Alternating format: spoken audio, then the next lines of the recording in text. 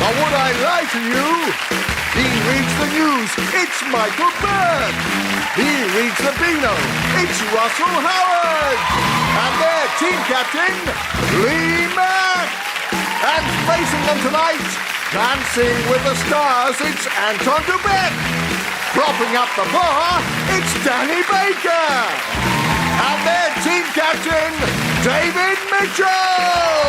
But first, ignore local planning permission and raise the roof for your host, Angus Deaton.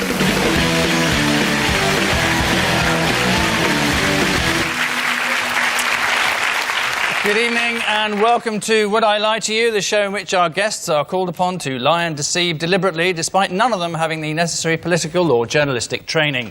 In some ways, lies are like Take That. They come in all shapes and sizes, but like Take That, they can also come back and haunt us years later. And lying is the #1 reason that relationships fail. That and putting a delicate wool wash on at 60 degrees. And it has been known for suspected liars to have to prove their innocence by carrying a red-hot iron bar in their bare hands for 9 paces. But enough about round 2. Let's concentrate on our first round, Home Truths, in which panellists read out a statement from the cards in front of them and the opposing team seek to establish whether it's the truth or a filthy lie. As ever, they'd like me to point out they've no idea what's written on the cards at this moment, by which I think they mean don't blame them if they cock it up. Anton has been chosen as the first to boldly go. I recently helped Bruce Forsyth hang a picture in his bathroom. What was it a picture of? It was a picture of everybody in this year's series of Strictly Come Dancing. All the contestants, all the pros, all the judges, and Bruce and Tess. Did you do the adjustments and he was just stood behind going, higher?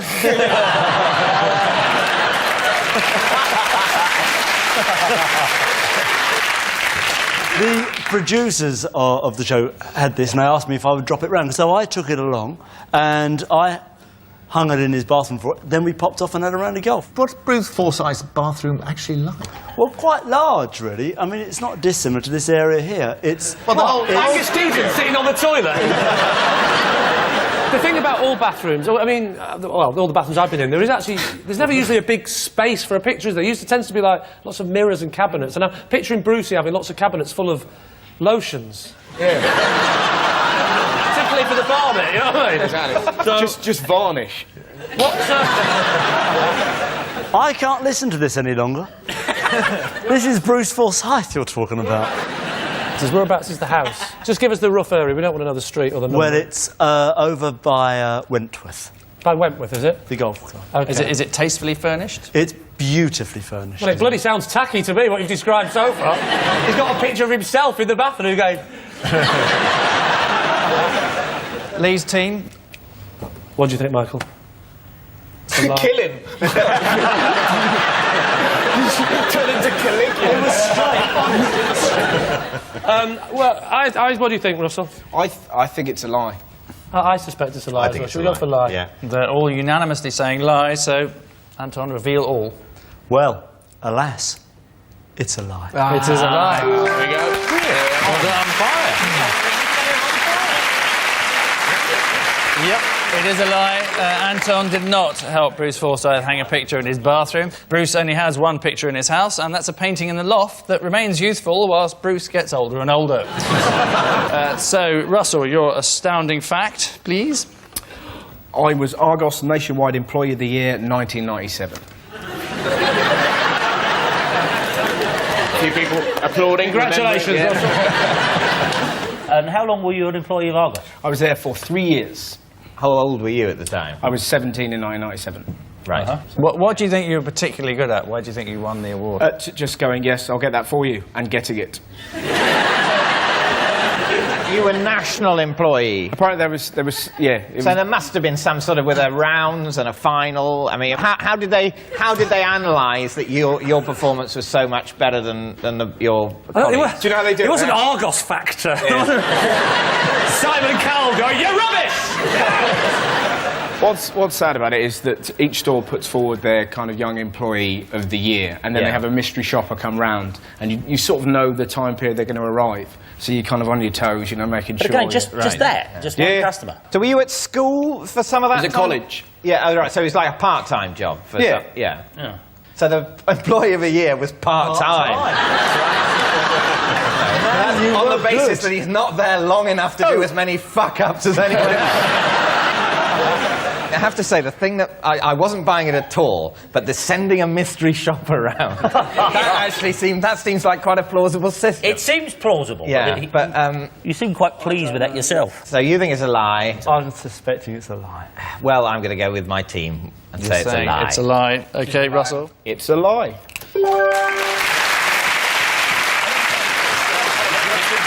Yep, it's a lie. Russell did not win Argos Nationwide Employee of the Year 1997. Strangely, the one thing they don't sell in Argos is really short pens. Michael, you're next up. I used to share a house with Sue Lawley. All right. What period of your career was this? Oh, very early on. Right. You were just housemates. You weren't in a relationship. That's a rather intrusive question, isn't it? Well, I mean, you don't have to answer it. No. I think the answer would interest people. Well, particularly if it's yes. No,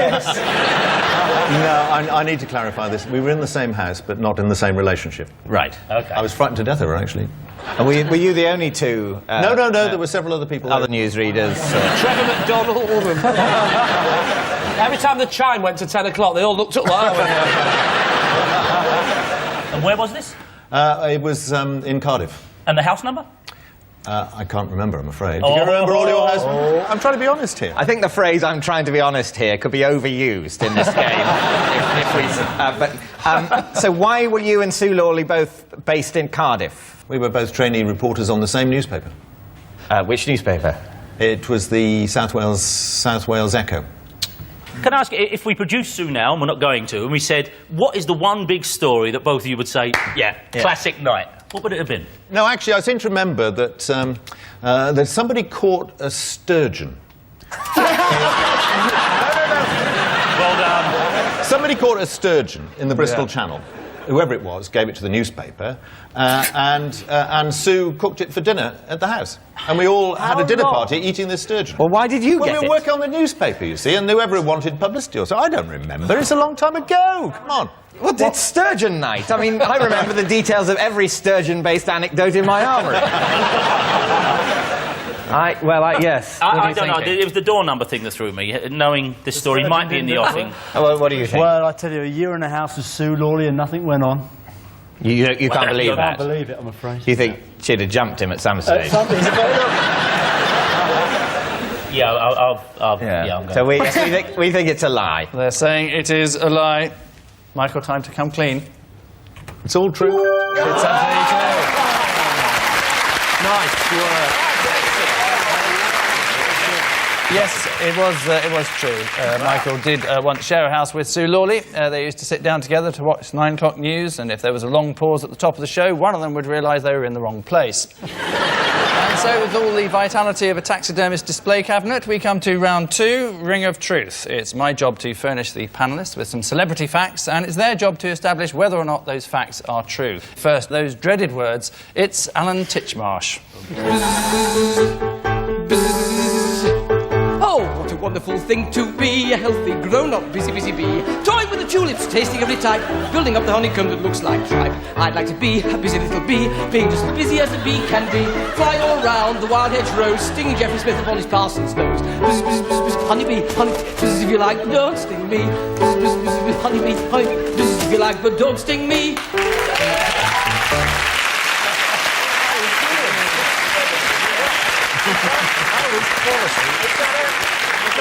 Is that a proper programme? It was actually broadcast. Yeah, That was really? a For what? television For what? show. Well, it was part of Shit Week. So here is the related fact. Alan Titchmarsh's waxwork at Madame Tussauds gets kissed so often that it has to have the lipstick washed from its face twice a week. Yeah, but since Alan moved to Scotland, he can only get there once a week, so they don't have to do it anymore. I don't believe people rush up and kiss Alan Titchmarsh. Do you reckon he ever just goes there and stands still?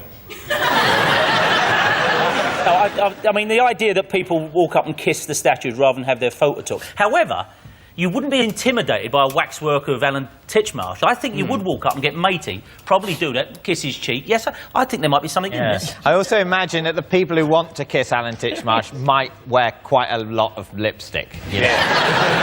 What exactly are you saying? I was imagining sort of, you know, powdery old ladies with, you know, hideously misapplied. Reeking of lavender and gin. And mumbling to themselves, busy bee, busy bee, busy bee, busy bee. The Queen did say about Alan Titchmarsh, you've given a lot of ladies a lot of pleasure. She has got a filthy sense of humour. I think I'm moving towards believing this. I'm moving towards believing. I'm saying yes. I'll go with you because you are captain. Yes, Okay, I think it's true. Well, we think it's true. They're saying it's true, and I can tell you it is absolutely true. Yes, it is true. Alan Titchmarsh's waxwork figure does have lipstick washed from its face twice a week. Likewise, the Kylie Minogue figure has to be washed twice a week, ironically by Jason Donovan, who works there part-time as a cleaner. Also, every week, James Blunt's figure has to have the dents beaten out of it. And Michael Jackson's waxwork has been melted down and now looks exactly like him. So a cursory glance at the score is enough to remind us that it's Lee's team who seem to be holding all the cards, leading as they do 4-2.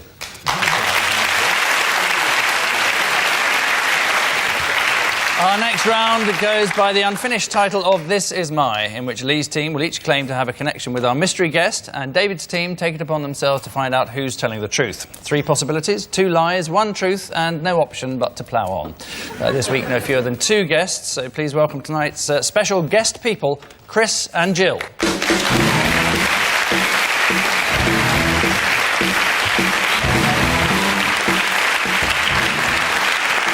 So, Russell, what are Chris and Jill to you? This is Chris and Jill. I interviewed them on my radio show because they claimed that they were abducted by aliens.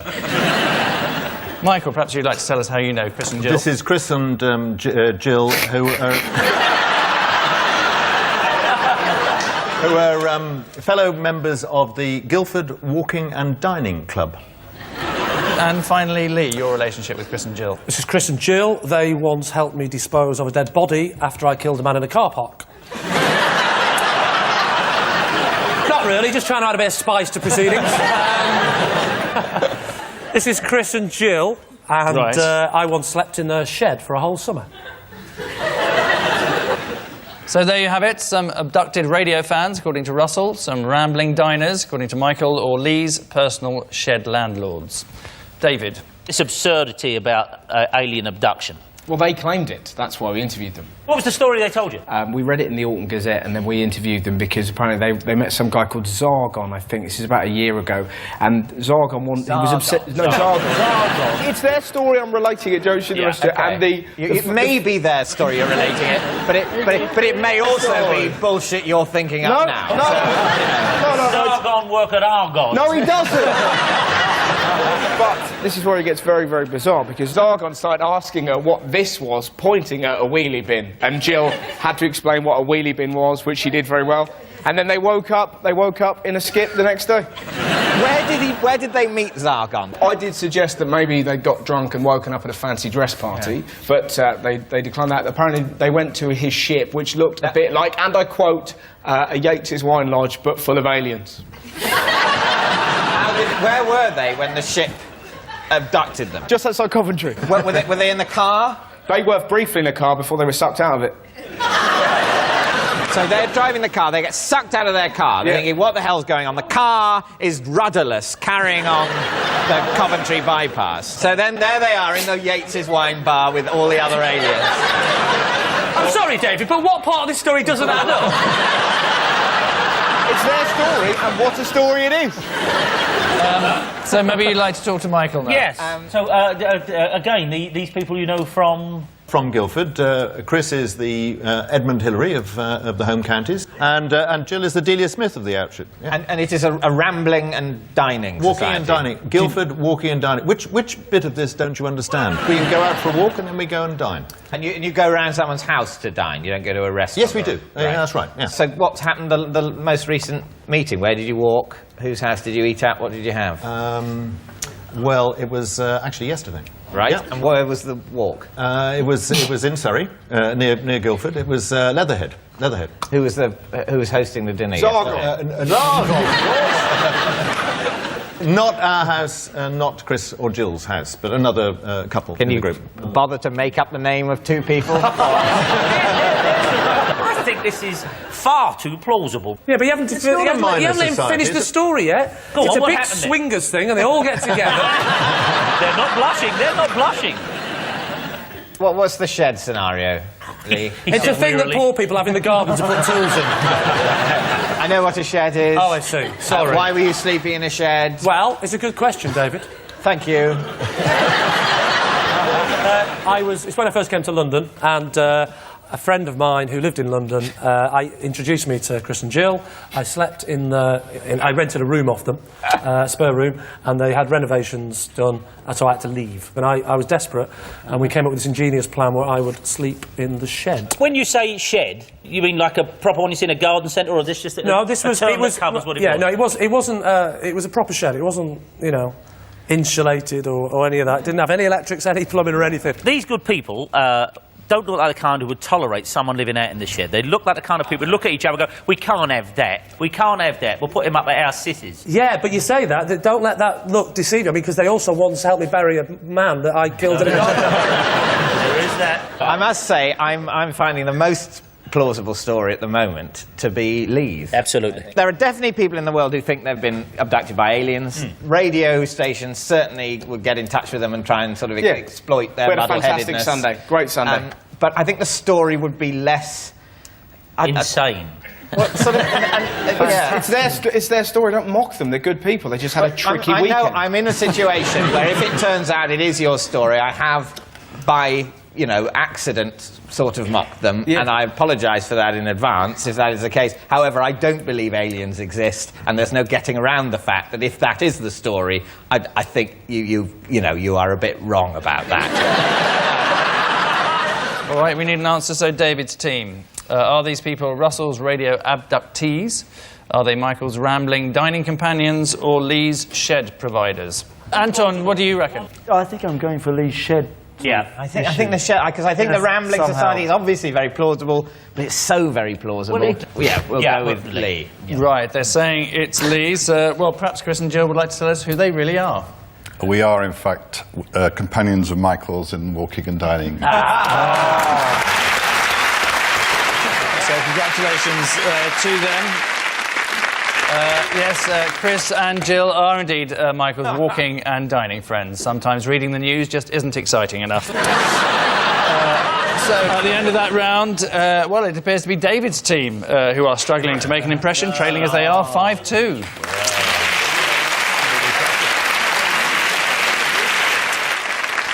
Not a moment too soon, we come to the final round, Quickfire Lies, in which our panellists lie not only through their teeth, but against the clock. Again, they don't know whether they're going to be reading out a true fact about themselves or a made-up lie that they've never seen before.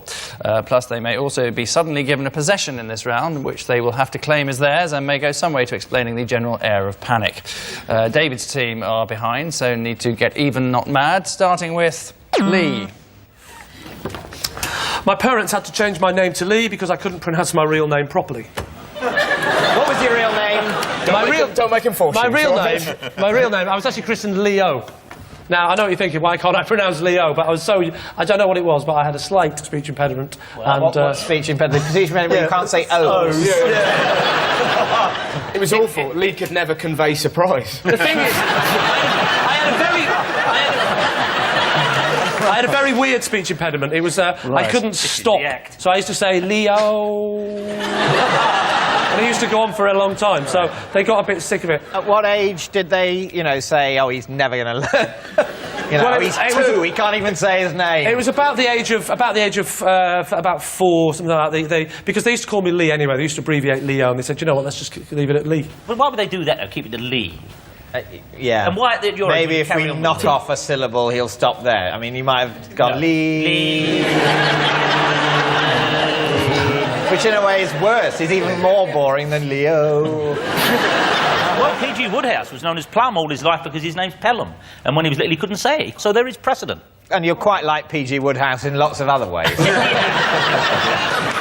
Well, I can't buy this because I don't think parents would change with you. No, I Say, think "Oh, at the age of 4 they'd go, oh, he'll learn. We wanted to call him Leo. So, I think it's a no. We don't believe You it. think? Alas. Yeah. Alas, Everybody I think Lee is enough. Yeah, we think it's a lie. It's a unanimous lie. Lee, tell us, truth or lie? It's a lie. Yeah.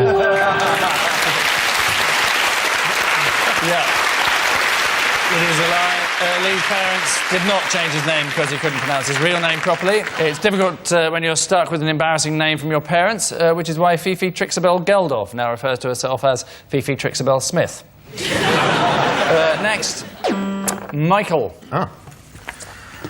It says possession here, so... Open your box and tell us what's in it. Ah, here we are. It's a dead body.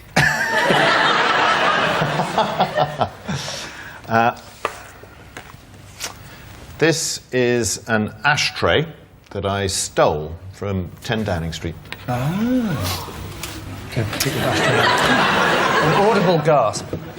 Where did you secrete it? I put it in my raincoat pocket, actually, because you can get to the cloakroom, you know, during the whole... I'd had, I have to say, a couple of drinks, and I popped it in the... You know, I've got a raincoat with quite big pockets. They don't search you when you go out. Is there anything on it that identifies it as 10 Downing Street? Don't look at it. No. Which Prime Minister were you stealing it from? Tony Blair. Oh, well, who knows? Forget it. Who knows how you could have changed history? Shall we go to war, Sherry, or not? I'll have a cigar and think about it. No ashtray! We'll go to war! That's what you did. That's the consequences. Are you proud of what you did?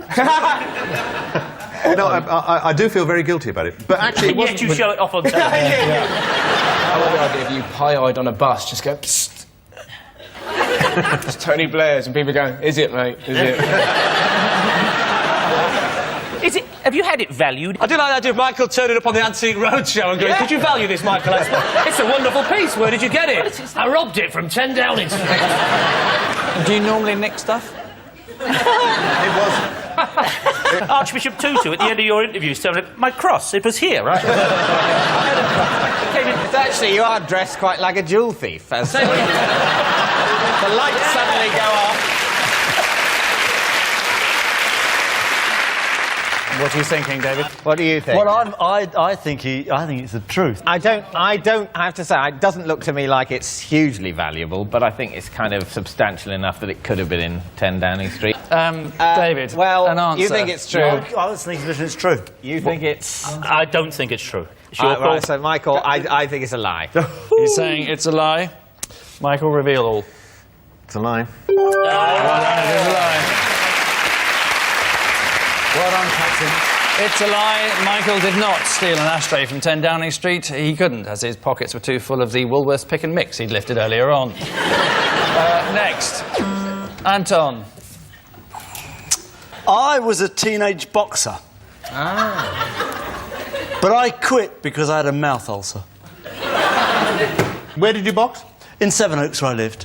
A school or No, in a boxing club or what? in a boxing club. What was the club called? It was called Sevenoaks Boxing Club. That's very handy. So what was... Are you a boxing fan, then? Yes, I am. Still are, yeah? Yeah. So what, can you tell me the name of a couple of moves? There's that familiar... The punch. Yeah, there's that familiar thing called the right-handed punch. Anton. Hang on. The right-handed punch, yeah? Any more? And there's the other one, it's a very nifty move. It's not the called left-handed punch, is it? Yeah. What was your boxing nickname? I was Anton the Killer. Du Beke. Did you at this time have an interest in ballroom dancing? It was about the same time I started ballroom dancing. Wow, what the same time? I used to do boxing on a Tuesday night and ballroom dancing on a Wednesday I'll tell you what, night. those other boxers must have been quaking in their boots. Oh, not the ballroom dancer! Yeah, in fairness, they'd never catch it if you started tangoing around the ring. That was brilliant. You just grab hold of them in a clinch and sort of move them round. I'm leading! I'm leading! Who are your boxing heroes? My boxing heroes. Wayne Sleep, Rudolph Nureyev, the whole... You're quite an all-rounder, weren't you? 'Cause you're good at football as well. I was good at football, yeah. I played for the county. And why did you give up that? A veruca? Do you know, I've just got an image of you now dancing with one of the celebrities, going like that all suave and going, I get a lot of mouth ulcers, man. When I was a boy, I grew out of it, really. Really? I'm all right now, ladies. So, Lee, do you believe Anton? I reckon that's true. I think it's true. Yeah. OK, well, we'll go with true. OK, they're saying it's true. Anton, gospel or garbage? Anton the Killer. Do is true. It is. Yes, it is. Next. Danny. I won a jukebox off Vinnie Jones in a game of poker. Where did this take place? It was actually within the BBC. I used to do a football show called 606. And Vinnie turned up, and if you know Vinnie Jones, you end up either hunting, doing that thing with the clay pigeon shooting, or playing cards with him. And so I fell into a game of cards, and I don't play cards very well, but absolutely thrashed him. I have no idea about poker, let me say that, none. Oh, that's And handy for this Inquisition, isn't it? Got that in quick, didn't you? No, I used to call it Well, 21s. you must remember the hand that you had when you won the Yes, I do remember the hand that I had, and it was was it? 2 queens. What did he have that you beat? I've no idea. I cannot remember that. I'd like to say I could. But the fact is, he said, I'll tell you what I'll play for. You like music, don't you? I've had a jukebox given to me for some promotion he was doing. I don't want it. And so he said, I'll have it. And it became a running joke on the show, if any of you remember it. Oh, I do remember. I used to listen to the show a lot and don't remember that running joke. Have you still got it? No, I haven't. A brother-in-law has got it in an arch over at Nun Head. What arch are you It's talking an arch. about? It's their workplace. In railway arches in London, loads of people work within them. Oh, so it's on the railway track above the arch? No, in the arch. It's the first time I've ever heard the phrase, it's in the arch. Lee, one of the advantages of language is you don't have to have heard the whole phrase recently to be able to divine its meaning. What type of jukebox is it? It's not a Wurlitzer, it's not a Rockola. Is it an AMI 1959 J Selection 200? Because that's what I've got. Have you really? Oh, lovely stuff. Yeah, I won it off Paul Gascoigne in a game of Skittles. So, Lee, is this sounding plausible? I think it's true, but I find Danny so charming I could listen to him. There's a bit of unessential detail there, isn't it? Don't you think? If it was anybody else, I would say it's definitely a lie. But there's something about Danny Baker which stinks of the truth. Michael's saying it's a lie, you're saying it's the truth. I'm going to go for age over youth. And I'm going to say that that is, in fact, a lie. OK, they're saying it's a lie. Danny, what is the truth? Well, we could get a cab to Nun Head, and I couldn't show it to you. It's a lie.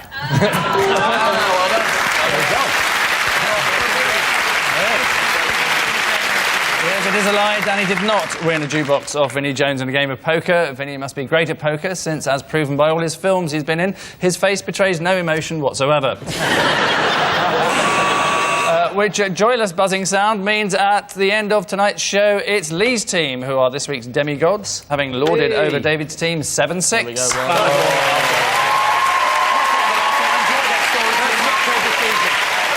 So, overnight stardom to our winners, instant obscurity for our losers, and we leave you with a reminder that some of the most common lies that people tell are sex-related. The 3 most popular being, I'll still respect you, no, I don't fancy your mother, and yes, of course, I've got the keys to those handcuffs. Good night.